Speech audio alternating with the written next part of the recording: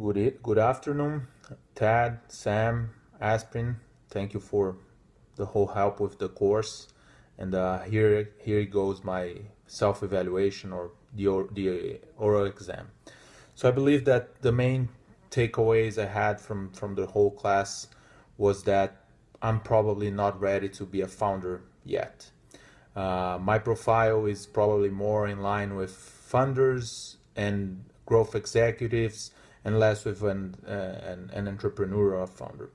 The first thing that made me reach such thought was that concept of struggling that every entrepreneur goes through and is highlighted in very well highlighted in the hard things about the hard things.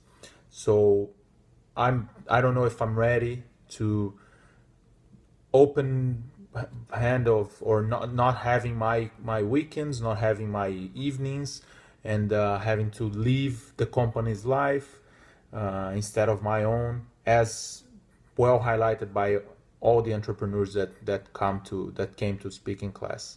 So maybe that's something that I should postpone, because I realized also that I'm more of a doer and less of an inventive person. So this also aligns me more towards the funder side of the business, or even to the growth executive profile of the main pillars of the course.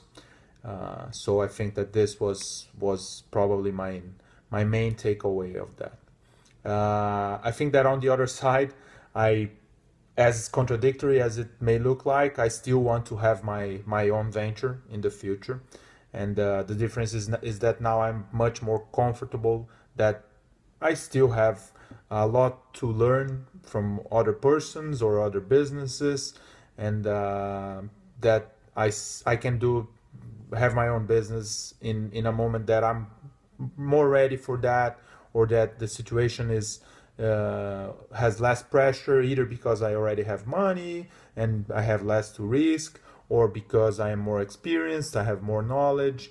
So I'm comfortable with postponing this plan to a longer term, while I initially probably came to the business school thinking that I would start my own business immediately after that. And maybe that's not the case.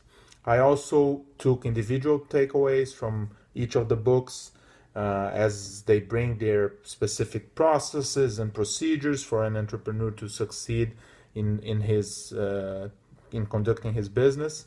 For example, the 0 to 1 book that highlights that businesses that bring new concepts or a new idea behind its value propositions are the ones that are more successful. That's kind of obvious, but that's probably the reason why I haven't started my own business yet, because I never had the Facebook idea. So this concept really resonated with the way I thought, I think. I also think that I also liked a lot the concept that many of the books brought, especially Mastering the Rockefeller Habits, that both a company and a person has to have not more than five main priorities, and that he has to elect one main priority as the big one to be followed within that period. And I've already incorporated that into my mindset. I'm the type of person that gets to do everything, and then when you see you're overwhelmed, or maybe dropping some plates. So that's another great takeaway. But I believe that the greatest takeaway I took from the course was probably